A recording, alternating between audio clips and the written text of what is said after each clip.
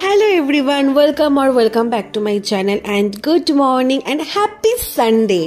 তো আজকে সকাল সকাল ঘুম থেকে উঠে আমি একটু ছাদে গেছিলাম আর ছাদে না গিয়ে দেখলাম ওয়েদারটা আজকে সকাল থেকেই মেঘলা মেঘলা হয়ে আছে।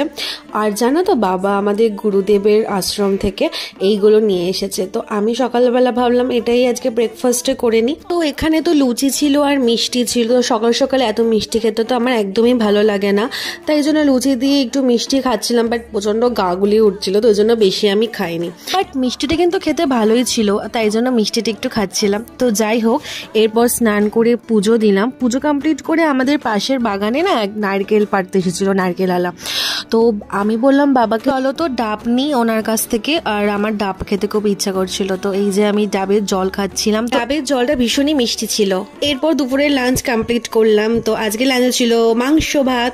সো আজকের মিনি ব্লগটা এই পর্যন্ত। সবাই ভালো থাকে, টাটা।